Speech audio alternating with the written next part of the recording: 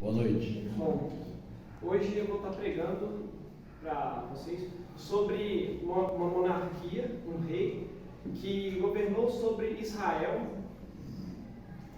e ele foi um dos últimos reis justos e puros como Davi. Eu convido vocês a abrirem suas Bíblias no livro de 2 Reis, capítulo 18.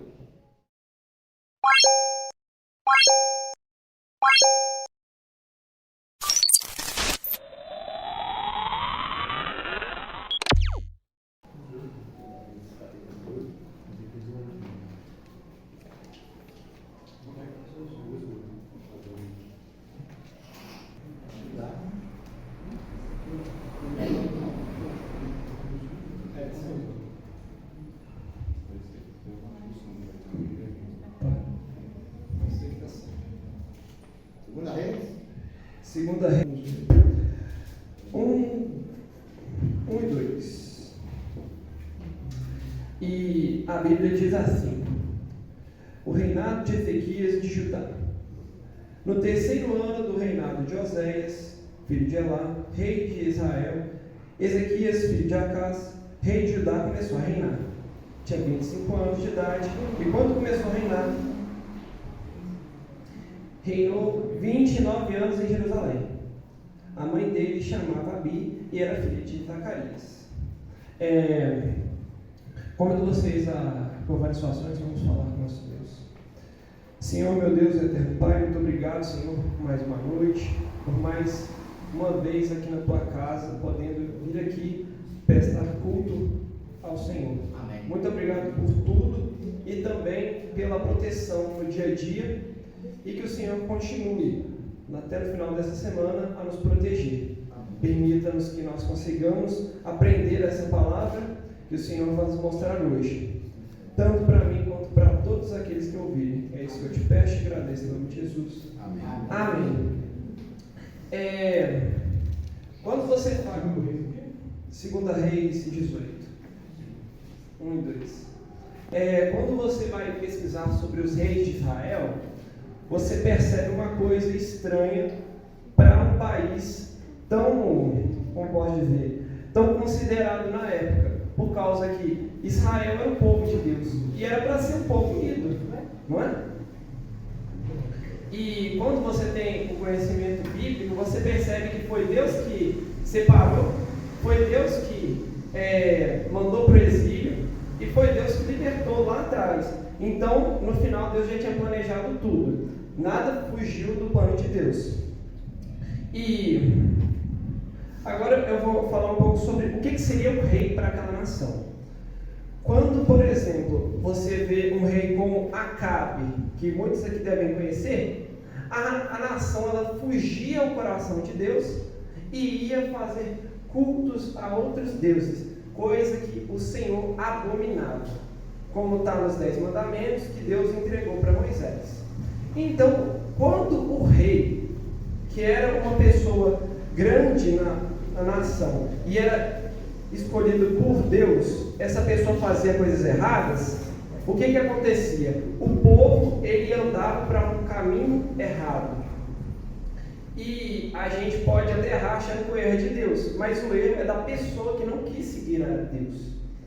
Um exemplo bom é do servo de Deus, Davi, que é mais uma vez dito na Bíblia, no versículo 3 do capítulo 18 de 2 Reis, e diz assim: Ezequias fez o que era reto aos olhos do Senhor, segundo tudo que Davi seu pai havia feito.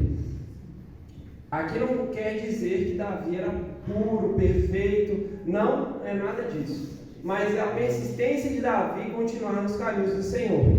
O relato bíblico da história de Davi mostra claramente a questão da humanidade de Davi, porque todo rei, mesmo sendo escolhido por Deus, ganhando poder da mão de Deus, porque toda autoridade é dada às pessoas por meio de Deus, mesmo assim Davi ainda era uma pessoa que poderia pecar. Então Davi uma vez Tanto é que a mulher dele teve um filho que foi rei, que era Salomão. Ele viu uma mulher, ele quis ficar com ela e ele teve relação com ela. E ele acabou fazendo 2 pecados, o de adultério e o de assassinato, porque ele foi motivo de Urias morrer. E também a mulher dele, que não era a mulher dele antes, acabar também causando adultério. Mas depois ele também promete que faria de Salomão rei. Mas, contrário a outros reis de Israel, Davi, ele muda o coração, ele pede perdão e ele tem o privilégio de Deus, toda hora que vai falar de um rei bom, Deus, ele fala que essa pessoa, ela foi como Davi, ela fez segundo Davi, ela seguiu seu pai Davi. E quando uma pessoa faz algo, um rei especificamente, faz algo de forma ruim, Deus, ele acentua na Bíblia, dizendo que essa pessoa foi como Roboão, foi como reis que fizeram coisas erradas, que não se arrependeram, mas que, como está na Bíblia, eles também viram que Deus é Deus. Acabe pôde ver com seus próprios olhos cair fogo do céu para poder profetizar que Deus era o único Deus verdadeiro. Mas mesmo assim Acabe não quis aceitar.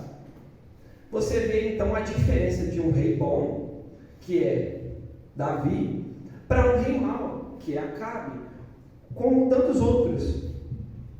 Mas a Bíblia, ela aqui no versículo 18, no capítulo 18 de 2 Reis, depois de se passar muito tempo de Davi, alguns reis bons, mas a grande maioria reis maus, que ficavam no sul,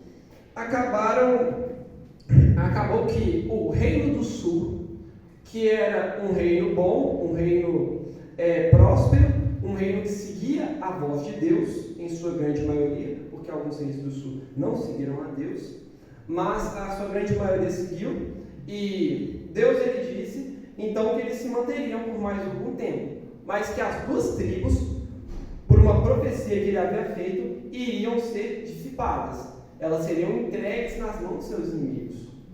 Porém, Deus, ele mostra seu amor com todos. O reino do norte, ele pecava contra Deus várias e várias vezes, porém eles não tinham, como posso falar, eles não tinham aquela vontade de pedir perdão a Deus. Parecia que eles não queriam.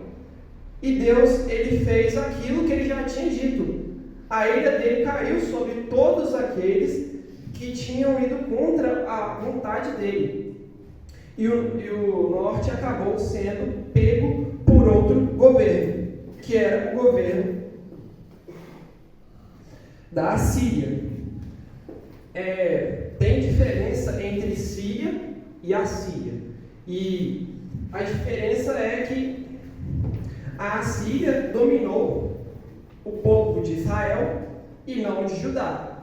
E os sírios, sem lá antes, não tinham nada a ver com essa história. Eles estavam em outro local, fazendo outras coisas, mas eles tinham outros deuses. O Deus de Israel, na história da vida de Ezequias, ele é usado como ponto de estratégia para poder ser a vitória do outro. O que eu estou tentando falar? Senaqueribe era o rei da Assíria e Ezequias era o rei de Judá. A história que vem do versículo 4 até o versículo 12 conta um pouco da história de Ezequias, mas também fala que ele se recusou a se entregar à Síria. E provavelmente ele deve ter brigado com eles, mandado cavalarias para defender o seu território. Só que uma hora ele não aguentou. Então, no versículo 13, 14, ele diz assim: no 14º ano do reinado de Ezequias, Senaqueribe, rei da Síria, atacou todas as cidades fortificadas de Judá e as conquistou. Ele tomou elas para ele e então o rei não tinha mais poder sobre aquelas cidades. Então Ezequias, rei de Judá, enviou mensageiros ao rei da Síria, que estava em Laquis, dizendo: eu errei, pare de me atacar e cumprirei tudo o que você me impuser. Então o rei da Síria impôs a Ezequias, rei de Judá, um tributo de 10 toneladas de prata e 1 tonelada de ouro. Então, o relato bíblico, como eu disse várias vezes, ele também conta a história de um homem chamado Salomão. E está tudo interligado. Salomão, ele fez com que na época dele a prata fosse uma coisa muito barata. E o ouro não era tão barato quanto a prata. Mas por causa da grande quantidade que tinha, também barateou o preço. O que eu quero falar? Que quando Salomão foi fazer o templo, quando ele foi fazer os palácios, quando ele foi fazer várias outras coisas para poder engrandecer o seu reino, Salomão ele usou de ouro e prata. E aonde que o rei Ezequias ia tirar a prata e o ouro para ele poder utilizar? Amém, amém.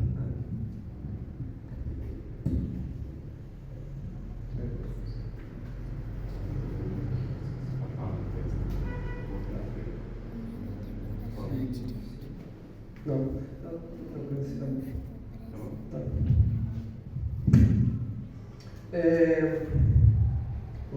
eu perdi. Estava falando do ouro da prata. E quando ele foi pegar para poder pagar esse tributo, porque agora ele não era mais um rei dono das suas terras, ele estava começando a ser um rei vassalo. Ele não tinha mais poder direto sobre as coisas dele, porque ele estava pagando a uma pessoa para poder ter aquilo que era dele. Imagina você ter que pagar para alguém para poder ter a sua casa própria. É exatamente isso que a gente faz quando a gente paga nossos impostos. Mas o objetivo da gente é diferente do dele. O dele era proteger todo o povo de um ataque vindo armado para poder matar todos. Hoje a gente paga para poder fazer coisas públicas, né, para melhorar e acabar com as coisas que tem na rua, sabe? Aquelas que não tinha para ter, mas que a gente gasta dinheiro, né? Os impostos que era para estar lá. Só está querendo fazer vocês pensarem que era para, sabe, o nosso dinheiro era para estar lá. Mas fugindo a isso, né, voltando à história, ele faz com que isso tudo chegasse na mão de Senaqueribe. Então Senaqueribe, ele deve ter pensado assim: eu ia acabar com ele, mas como ele me pagou, ele deve estar se sentindo todo tranquilo, porque eu não vou atacar ele.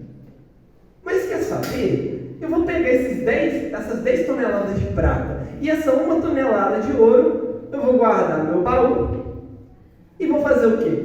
Eu vou atacar ele. Então ele continua no versículo 19, dizendo assim: Rabsaque disse: digam a Ezequias, assim diz o grande rei, o rei da Síria. Que confiança é essa que você tem? Bem posso dizer que o seu conselho e o seu poder para a guerra são meras palavras. Em que você está confiando agora? Para que se rebele contra mim? Você confia nesse bordão de caniço esmagado pelo Egito? Se alguém se apoiar no caniço, ele vai espetar e furar a mão. Assim é o faraó, rei do Egito, para todos os que nele confiam. Mas se assim me dizem: confiamos no Senhor, nosso Deus, eu pergunto: não é esse aquele cujos lugares altos e altares Ezequias removeu, dizendo: Judá e Jerusalém, que deveriam adorar somente diante do altar de Jerusalém? Agora, pois, comprometa-se com meu Senhor, o rei da Síria, e eu lhe darei 2.000 cavalos, e assim por diante. Ele vai fazendo promessas e dizendo que ele ia fazer algumas coisas em favor de Judá. Porém, ele ia tomar a cidade. O objetivo dele não era paz e amor, ele queria tomar aquilo para ser dele. Tudo que saísse dali, todos os minérios, tudo ia pertencer à Síria. O objetivo dele era fazer isso. Porém, o plano de Deus era outro. E ele disse que Deus não estaria com ele. Em quem que ele estaria confiando?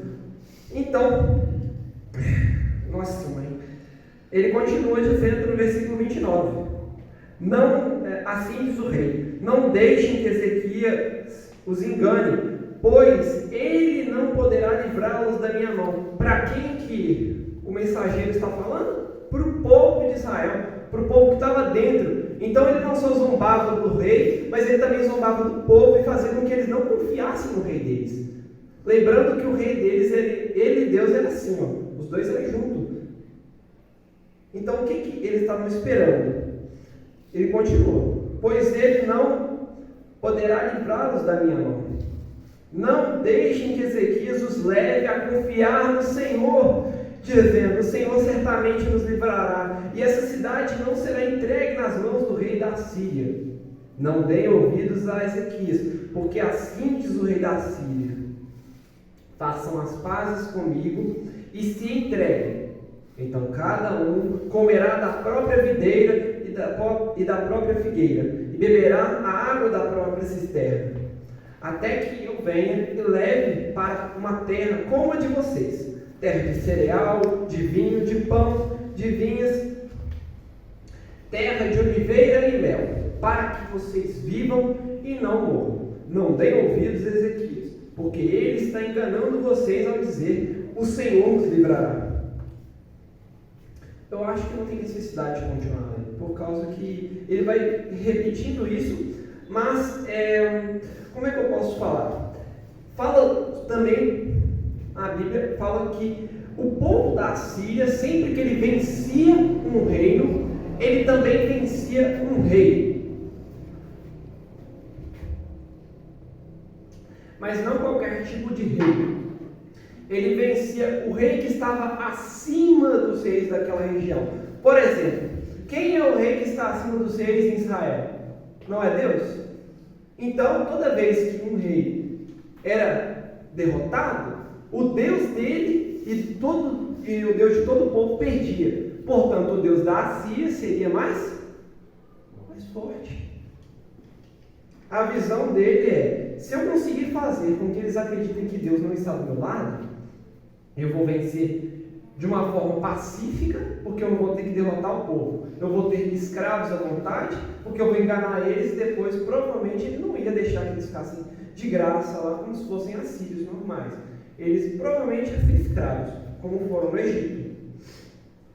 Mas Ezequias, ele não permite que o povo acredite nessas mentiras. Por causa que, como eu já disse, a influência de um rei é imensa. Se o rei falar que Deus não está do lado do povo, o povo vai para o lado do rei. Poucos são os fiéis. Os fiéis que vão ficar com Deus são muito poucos. A maioria vai seguir o rei porque eles acreditam que o rei é aquele que tem a palavra de Deus. Então, naquele momento, o rei Ezequias tinha que tomar uma decisão imensa. O que ele ia fazer? E continua no capítulo 19. Quando ele ouve isso, ele faz isso que está escrito no versículo 1. Ezequias consulta Isaías. Quando o rei Ezequias ouviu isto, rasgou as suas roupas, cobriu-se de pano de saco e entrou na casa do Senhor. Então ele mandou Eliaquim, o responsável pelo palácio, Sebinal o escrivão e os anciões sacerdotes, todos vestidos de pano de saco, para falar com o profeta Isaías, filho de Amós. Eles lhe disseram, assim diz Ezequias. Então Ezequias não foi falar diretamente, mas essa é a palavra dele. Quando o profeta vem falar por Deus, então é mais ou menos essa mesma coisa. Esse dia é dia de angústia, de castigo e de vergonha. Como se costuma dizer, chegou a hora de a criança nascer, mas a mãe não tem forças para dar à luz. É bem possível que o Senhor, seu Deus, tenha ouvido todas as palavras de Rabzaque, a quem o rei da Síria, seu senhor, enviou para afrontar a Deus vivo. E repreenda as palavras dele. Portanto, ore pelo resto que ficam. Os servos do rei Ezequias foram falar com Isaías, que lhe disse: digam ao rei o seguinte: assim diz o Senhor, não tenha medo por causa das palavras que você ouviu. com as quais os servos do rei da Síria blasfemaram contra mim. Eis que porei nele um espírito, e ele, ao ouvir um certo rumor, voltará para a sua terra, e lá eu farei com que ele seja morto à espada. A promessa de Deus, então, foi dita pelo profeta. Ele disse uma coisa que nem tinha acontecido ainda, mas que deve ter confortado o coração do rei, porque agora, com essa certeza, ele poderia administrar melhor o povo, sabendo que ele não perderia o governo e que os seus cidadãos não seriam tirados de onde moravam por causa de um homem ruim. Agora, voltou o rei, a carta do rei da Síria. Ele manda uma carta para o rei de Judá. E ele diz assim, no versículo 10 do capítulo 19: digam a Ezequias, rei de Judá: não deixe que o Senhor, seu Deus, em quem você confia, o engane ao dizer: Jerusalém não será entregue nas mãos do rei da Síria. Ele está falando então que ele permitiu que Deus dissesse alguma coisa. Ele continuou blasfemando o nome de Deus bem na frente, diante de um rei. Você já ouviu o que os reis da Síria fizeram com todas as terras? Como as destruíram totalmente? E você pensa que poderá escapar? Será que os deuses das nações livraram os povos que os meus pais destruíram? Gozã, Arã e Rezefê, e os filhos de Éden, que estavam em Telazar? Onde está o rei de Ramade, o rei de Arpade, e o rei da cidade de Sefarvaim, de Ena e de Iva? Daí em diante, o rei Ezequias, ele pega essa carta, ele lê ela, e diferente da ideia que a gente pensa, quando vem o temor, a gente tem que buscar Deus. Então o que Ezequias foi fazer? Ele foi ao templo, ele pegou a carta e foi ao templo. E o que ele fez? Ele pediu para Deus, ele mostrou aquilo ali e falou: então, Senhor, aqui está nas suas mãos. Isso daqui é um problema que é do meu povo, mas eu estou entregando nas suas mãos, porque eu sei que é o Senhor que comanda esse povo. E ele fala com Deus durante muito tempo. E do versículo 14 ao 19, ele entrega nas mãos de Deus. E o profeta do Senhor diz para Ezequias, no versículo 20: então Ezequias, filho de Amós, mandou dizer a Ezequias: assim diz o Senhor, o Deus de Israel: eu ouvi a oração que você me fez a respeito de Senaqueribe, rei da Síria. E esta é a palavra que o Senhor falou a respeito dele: a virgem de Sião desdenha e zomba de você, a filha de Jerusalém maneia a cabeça atrás de você. A quem você afrontou e de quem blasfemou? E contra quem você levantou a voz e ergueu os olhos com ignorância? Contra o Santo de Israel. Por meio dos seus mensageiros você afrontou o Senhor e disse: com a multidão dos meus carros de guerra eu subi ao alto dos montes, ao mais interior do Líbano. Cortei os seus altos cedros e os seus melhores ciprestes. Cheguei aos seus abrigos mais distantes, ao seu denso bosque. Eu mesmo cavei e bebi as águas de estrangeiros com as plantas de meus pés. Sequei todos os rios do Egito. Por acaso você não ouviu que há muito tempo eu, o Senhor, determinei essas coisas? E que já, desde os tempos remotos, eu as tinha planejado? Agora eu as faço acontecer. Eu quis que você reduzisse a montões de ruínas as cidades fortificadas. Por isso seus moradores debilitados andaram cheios de temor e envergonhados. Tornaram-se como a erva do campo, a erva verde, o capim do telhado e o cereal queimado antes de amadurecer. Mas eu sei onde você está, conheço o seu sair e o seu entrar, e o seu furor contra mim. Por causa do seu furor contra mim, e por sua arrogância subiu aos meus ouvidos. E eis que porei o meu anzol no seu nariz e o meu freio na sua boca, e farei você voltar pelo caminho por onde veio. E isso será sinal para você, rei Ezequias. Nesse ano se comerá o que nascer espontaneamente, e no segundo ano o que daí proceder. Mas no terceiro ano semeiem e colhem, plantem vinhas e comam seus frutos.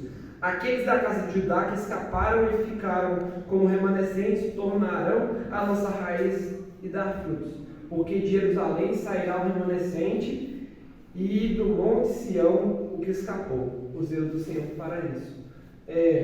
Só uma breve uma coisa intertextual, quando fala porque de Jerusalém sairá o remanescente e do monte Sião o que escapou, pode vir também a interpretação, né, que Jesus ele ia conviver, porque ele é nosso, é o remanescente de Deus, né?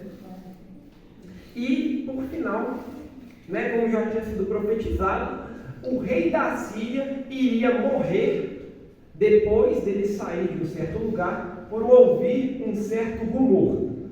Então continua lá embaixo, no versículo 35, e o título é A Destruição do Exército dos Assírios.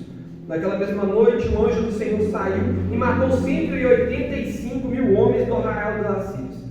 De manhã, quando os restantes se levantaram, lá estavam todos aqueles cadáveres. Deus mandou e aconteceu. Então Senaqueribe, rei da Síria, levantou acampamento.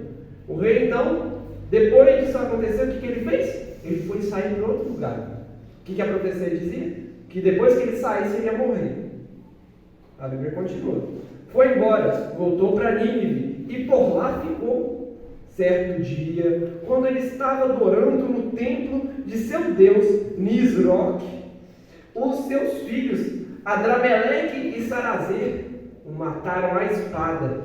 Depois surgiram para a terra de Ararat, e Esarhaddon, filho de Senaqueribe, reinou em seu lugar. Agora sim, a promessa se cumpriu. E Ezequias pôde testemunhar mais uma vez do amor de Deus. Mesmo antes, quando Ezequias não tinha visto o rei morrer, ou quando ele não tinha visto a proteção física, ele tinha uma proteção espiritual, porque ele tinha a presença de Deus na vida dele.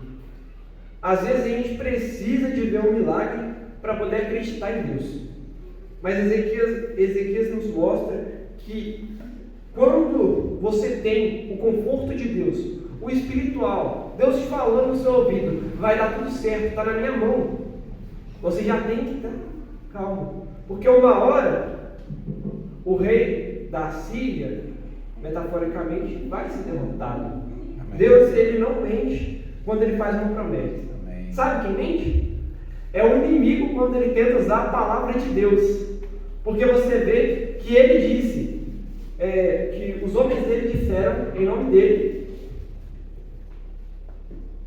que Deus não estaria do lado de Judá, que Deus estaria do lado da Síria, mas era mentira, era blasfêmia, foi uma calúnia. Estamos para terminar a história de Ezequias. Vamos lá, capítulo 20, versículo 1. O rei Ezequias é curado. Agora vamos ver uma prova de fé no final da vida de um homem que já tinha visto muita coisa e já tinha enfrentado muita coisa. Por esse tempo, Ezequias adoeceu de uma enfermidade mortal. E até onde eu sei, eu acho que deve ter sido um câncer ou um problema pior.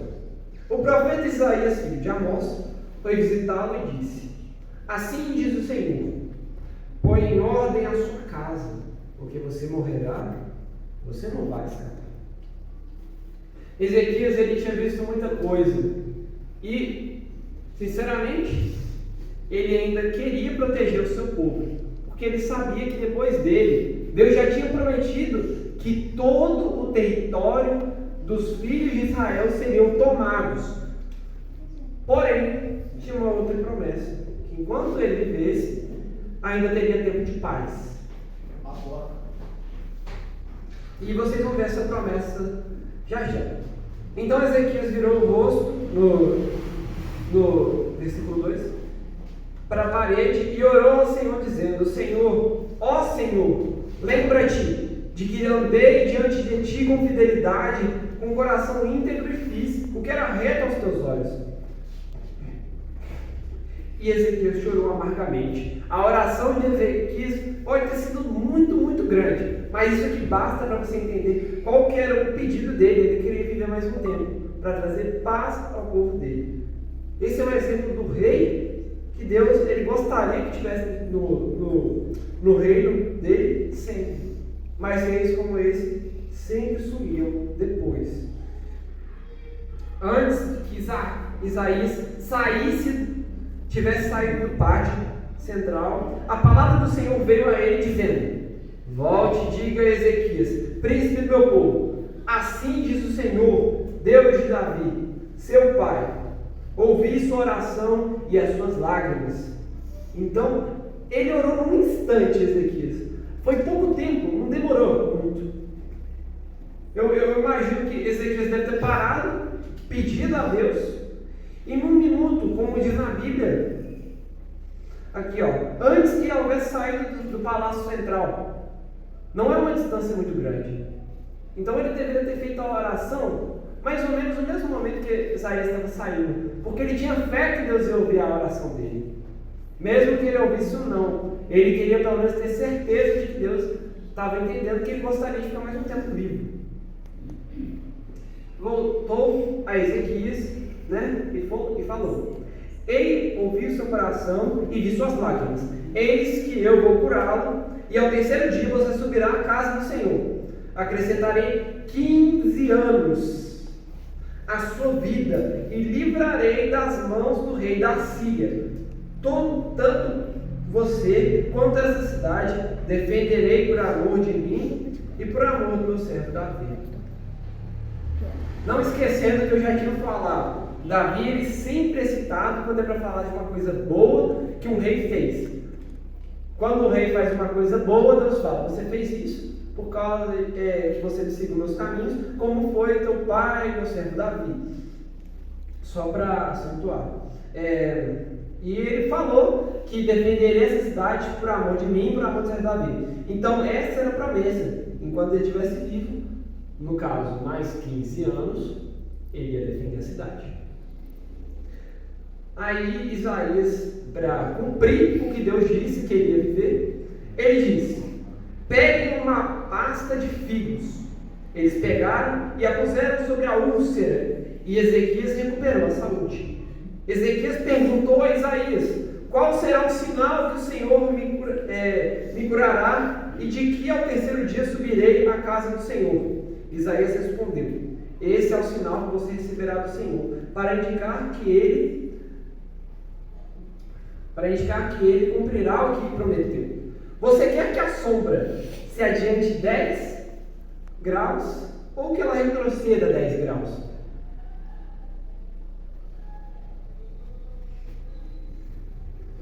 Isaías, então, ele acaba falando que Deus deu até uma opção para ele falar: você quer que eu te prove que fui eu que te curei? Então você pode pedir, a sombra ela vai ou 10 para cá ou 10 para lá, você pode escolher.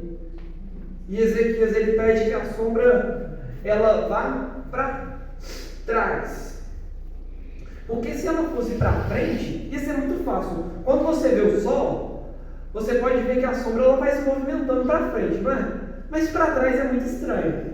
Então Ezequias, como ele é uma pessoa muito esperta, porque quando você é próximo de Deus, você tem essa esperteza que é divina, que é um dos frutos do Espírito. Então, ele fala: é fácil a sombra adiantar 10 graus, no versículo 10. Mas que não seja assim, pelo contrário, que ela retroceda 10 graus. Lá onde ele morava, tinha uma escada bem bacana, bonita, grande, e lá batia o sol. E o que aconteceu? 10 graus tornou para trás.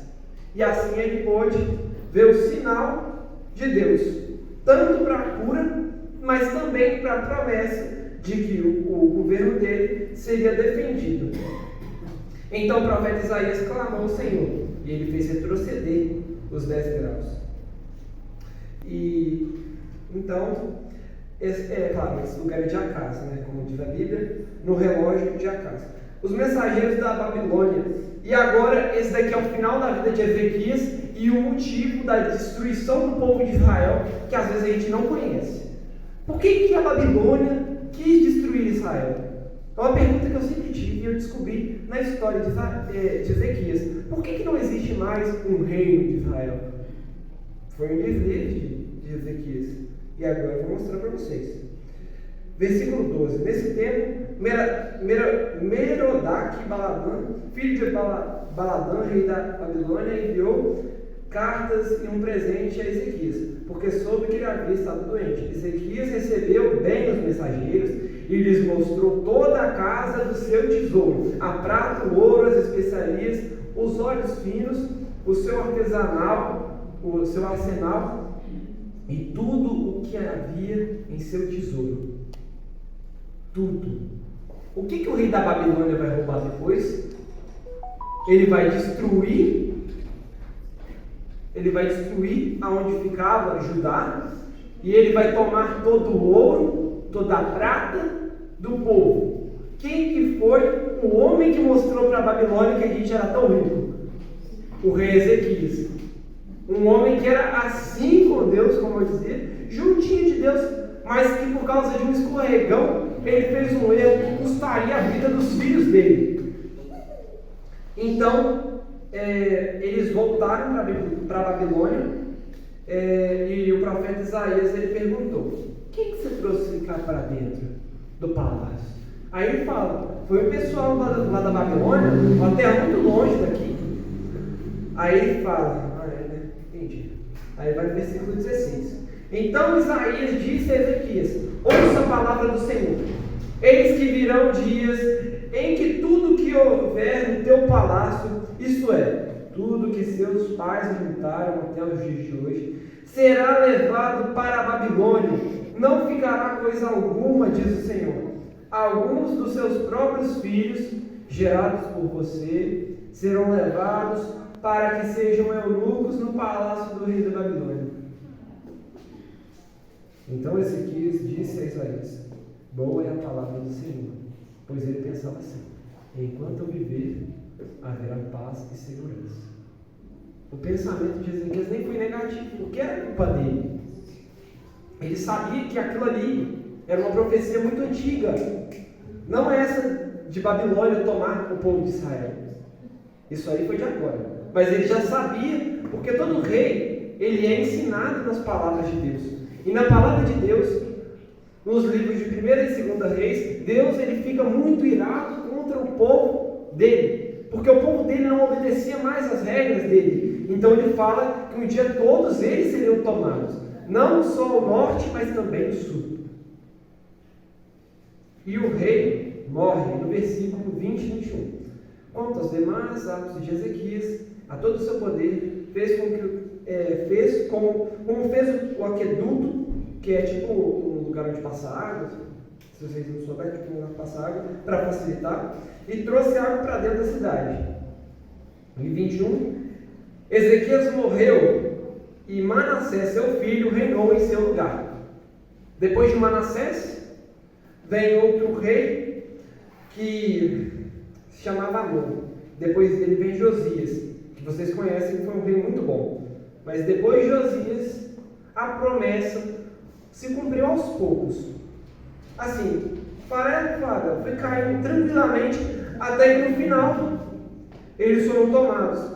E o rei Jeoaquim, que é o último rei assim, importante para a gente falar, já estava na Babilônia.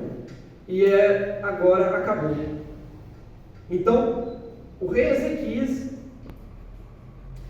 infelizmente, por causa dele, teve como eu posso falar, um empurrãozinho para que Deus dissesse a forma como eles iam ser tomados. E provavelmente Josias sabia que isso ia acontecer. Mas como foi um rei bom, Deus também permitiu que ele não visse as coisas ruins.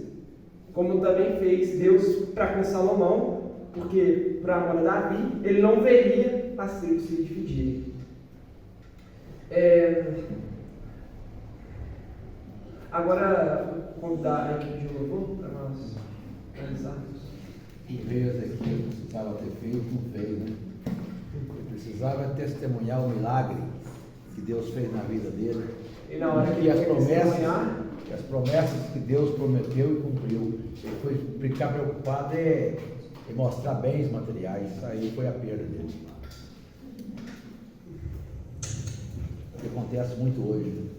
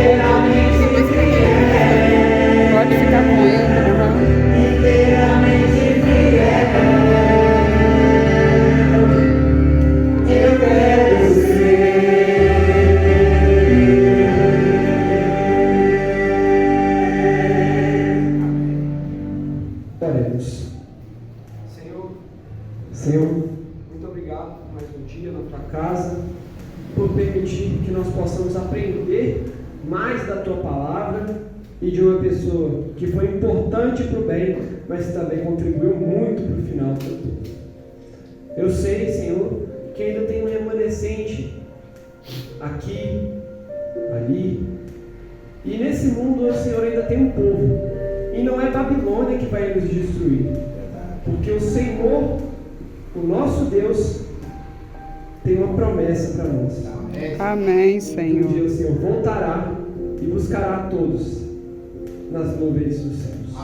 Amém, Esse Senhor. é o meu pedido, o meu agradecimento. Em nome do Senhor Jesus Cristo.